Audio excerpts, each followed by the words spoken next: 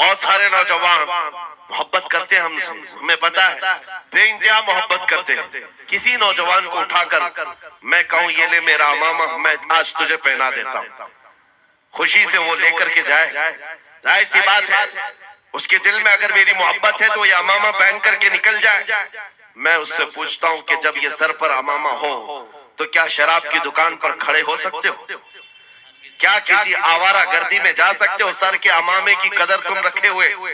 بار بار دل میں یہ خیال آئے گا کہ نہیں، میں اس لباس کے ساتھ اس امامے کے ساتھ یہاں کھڑا رہوں گا تو دنیا کیا سوچے گی؟ صرف میں تو ایک نکمہ آدمی ہوں.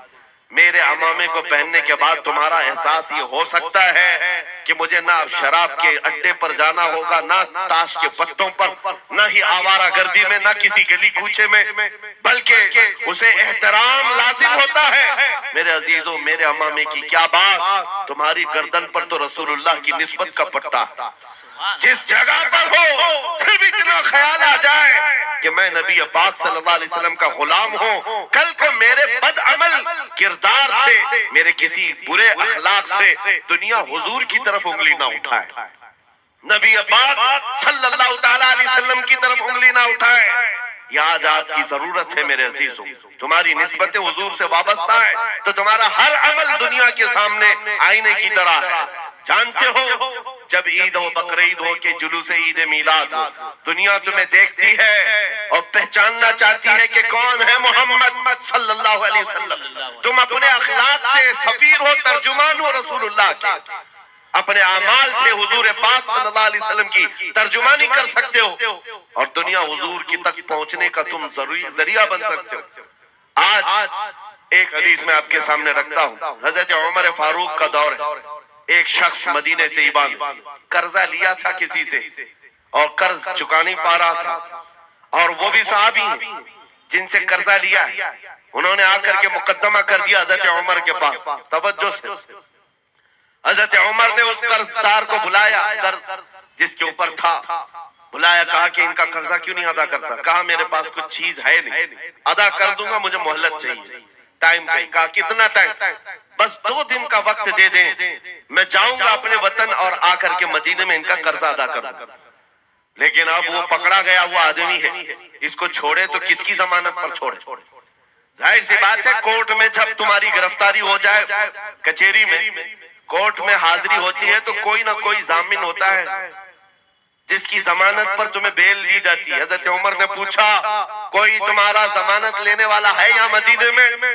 کہا یا رسول اللہ، حضرت عمر سے، یا امیر المومنین یہاں پر کوئی میرا ایسا ہے نہیں جو ضمانت لے سکتا ہے کیونکہ میں نیا ہوں، ضمانت کوئی لینے والا ہے نہیں. کہا پھر کیسے جائے گا، بیل کیسے دی جائے گی؟ بھرے مجمع میں سے ایک صحابی حضرت ابو دردہ کھڑے ہوتے ہیں، کہتے ہیں امیر المومنین میں اس کی ضمانت لیتا ہوں، میں اس کی ضمانت لیتا ہوں. حضرت عمر فاروق نے کہا اگر یہ بندہ 2 دن کے بعد نہیں لوٹا تو تمہیں جیل میں رکھا جائے گا. ضامن کے ساتھ یہی ہوتا ہے نا. تو انہوں نے کہا مجھے تسلیم ہے. حضرت عمر کے پاس انہوں نے قبول کر لیا اور وہ بندہ چلا گیا. 3 لوگ ہیں یہاں پر، ایک قرض دیا ہوا آدمی، ایک قرض لیا ہوا اور ایک ضمانت دیا ہوا. یہ تینوں لوگ عدالت سے ریلیٹڈ ہیں. ابھی 2 دن گزر گئے، حضرت عمر انتظار کر رہے تھے. شام قریب آ گئی، عدالت لگی ہوئی تھی. آپ نے پوچھا کہ فلاں جو قرضدار تھا آیا؟ لوگوں نے کہا ابھی نہیں آیا. کہا بلاؤ ابو دردہ کو جنہوں نے ضمانت دی تھی. بلایا گیا، کہا تمہاری گرفتاری ہو سکتی ہے، تم نے جس کی ضمانت لی تھی وہ نہیں آیا. حضرت ابو دردہ کہتے ہیں میرا یقین ہے وہ آئے گا، میرا یقین ہے وہ آئے گا. مغرب ہونے سے پہلے پہلے وہ بندہ دیہات کا رہنے والا دوڑتا ہوا آ گیا، قرضہ واپس لے کر کے آیا. حضرت عمر کے پاس جب اس نے رکھا کہ یہ میرے قرض کی واپس میں امانت لے کر کے آیا ہوں، بلائیں اس صحابی کو جن کا قرضہ میں نے لیا تھا. وہ صحابی آئے، کہا کہ 2 دن کا یہ وقت لیا تھا اور واپس لا کر تمہارا قرضہ دے دیا ہے. اس صحابی نے کہا امیر المومنین میں معاف کرتا ہوں، مجھے نہیں چاہیے قرض، واپس نہیں چاہیے. عجیب معاملہ. کہا میں معاف کرتا ہوں. اب سنو، ہر ایک سے حضرت عمر نے پوچھا، اس دیہاتی شخص سے پوچھا. تینوں کی جو بات ہے وہ سب سے زیادہ امپورٹنٹ ہے آج ہمارے لیے. اس قرضدار سے پوچھا تو بھاگ گیا تھا اپنے گھر گیا تھا اور یہاں مدینے میں کوئی تجھے پہچانتا نہیں تھا، گیا تھا تو واپس وہیں سے وہیں چلا جاتا کہیں تو تجھے ڈھونڈنا مشکل ہوتا، کیا بات ہے کہ تو واپس لوٹ کر کے آیا اس قرضے کو ادا کرنے کے لیے؟ وہ غریب انسان کہتا ہے امیر المومنین چاہتا تو میرے پاس راستے تھے، ادھر سے ادھر بھاگ جاتا۔ مسلمانوں سنو، جو لوگ دھوکہ دھڑی کرتے ہیں اور لوگوں کے پیسے گبن کر کے کھا کر کے بیٹھے رہتے، وہ ایک صحابی ہے، غریب ہے، کہتے ہیں امیر المومنین میں چاہتا تو ادھر سے بھاگ کر چلا جاتا، لیکن دل میں یہ خیال آیا کہ اگر میں چلا گیا تو بعد میں دنیا یہ نہ کہے کہ محمد عربی کے غلام غدار ہوتے، کہیں دنیا یہ نہ کہے کہ محمد عربی کے غلام دھوکے باز ہوتے ہیں۔ میرے عمل سے میرے نبی کی بارگاہ میں کوئی انگلی نہ اٹھائے، اس لیے میں واپس آ گیا۔ دوسرے وہ صحابی کو حضرت عمر نے پوچھا جنہوں نے ضمانت دی تھی، ابو دردہ تم تو اس کو پہچانتے بھی نہیں تھے، تم نے ضمانت کیوں دے دی؟ کیا یقین تھا تمہارا کہ یہ آئے گا؟ حضرت ابو دردہ کہتے ہیں ڈر تو سب کو تھا، اجنبی کو کون ضمانت دیتا ہے، لیکن یا امیر المومنین بات اتنی تھی پورے مجمع میں سناٹا تھا، ایک اجنبی کے لیے ضمانت دینے والا کوئی نہیں تھا، میں صرف اس لیے کھڑا ہو گیا کہ کل کو دنیا یہ نہ کہے محمد عربی کے غلاموں میں مدد کرنے کا جذبہ ختم ہو گیا، کوئی حضور کے بارے میں یہ نہ کہہ دے کہ ان کے غلاموں میں رواداری ختم ہو گئی ہے، لوگوں کی مدد کرنے کا جذبہ ختم ہو گیا۔ حضرت عمر نے اس صحابی سے پوچھا جنہوں نے قرضہ چھوڑ دیا، معاف کر دیا، کہا تمہاری وجہ سے تو مقدمہ ہوا تھا، جب وہ قرض لے کر واپس آیا ہے تم نے معاف کیوں کر دیا؟ اس صحابی نے بھی کہا یا امیر المومنین چاہتا تو میں یہ رقم لے کر چلا جاتا، لیکن میں نے بھی دل میں یہ سوچا کہ کل کو دنیا یہ نہ کہے محمد عربی کے غلاموں میں معاف کرنے کا جذبہ بھی ختم ہو گیا۔ تینوں کا عمل حضور سے ریلیٹڈ ہے، تینوں کا عمل نبی پاک صلی اللہ تعالیٰ علیہ وسلم سے تعلق رکھتا ہے۔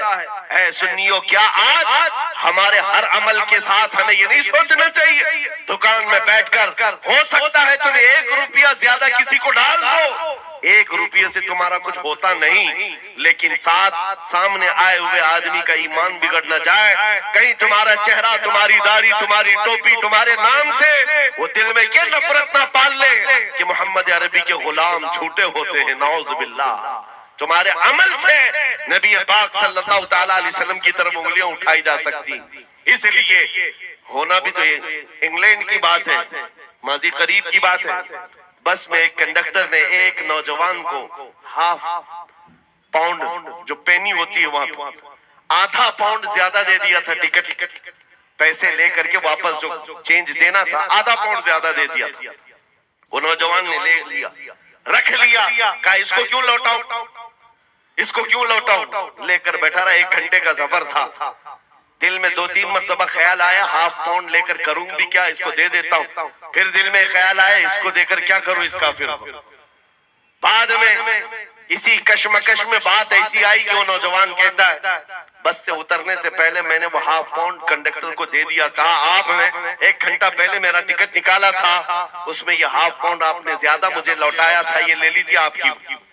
وہ کنڈکٹر کہتا ہے یہ غلطی سے ½ پاؤنڈ زیادہ نہیں گئے تھے، مسلسل کئی سالوں سے میں اسلام کو پڑھ رہا ہوں، محمد عربی صلی اللہ علیہ وسلم کی سیرت پڑھ رہا ہوں، نبی پاک صلی اللہ علیہ وسلم کی سیرت کا سب سے اہم چیپٹر میں نے یہ پڑھا تھا کہ وہ سب سے زیادہ امانتدار تھے، میں نے آج یہ طے کیا تھا کسی مسلمان کو میں دیکھوں کہ وہ 1400 سال پہلے والی امانت اب بھی باقی ہے یا نہیں، تو نے ½ پاؤنڈ لوٹا کر کے میرے ایمان کو مضبوط کر دیا، اب میں اسلام میں داخل ہوتا ہوں۔ سبحان اللہ، سو نعرہ تکبیر، نعرہ رسالت، عظمت رسول۔ تمہارا چھوٹا سا عمل، وہ نوجوان کہتا ہے ½ پاؤنڈ میں میرا اسلام بیچ بھی سکتا تھا اور لوٹا دیا ہے تو کسی بندے کے حضور کی غلامی میں داخل ہونے کا سبب بھی بن گیا۔ اس لیے عزیزان گرامی اوقات ہمارا ہر عمل بڑا ذمہ دار ہے، ہمارا ہر عمل بڑا ذمہ دار ہے۔ صرف آج کے دور میں آپ کو احساس میں یہ دلانا چاہتا ہوں کہ قرآن تمہارے متعلق کہتا ہے کنتم خیر امت، تم سب سے بہترین امت ہو، سب سے بہترین امت ہو جو انسانوں میں نکالے گئے ہو. مجھے بتاؤ اللہ کی سرٹیفکیٹ کے بعد کسی کیڑے مکوڑے کی سرٹیفکیٹ کی ضرورت ہوگی آپ کو؟ دنیا آتنکواد کہے، دہشت گرد کہے، ٹیررسٹ کہے، ہزار بار کہے، ہماری پیشانی پر چپکا کے گھمائے، ہمیں فرق نہیں پڑتا. میرا مولا فرما رہا ہے تم خیر امت ہو، تم خیر امت ہو، اور خیر امت رہیں گے کیونکہ جس نے ہمیں پیدا کیا وہ خود فرما رہا ہے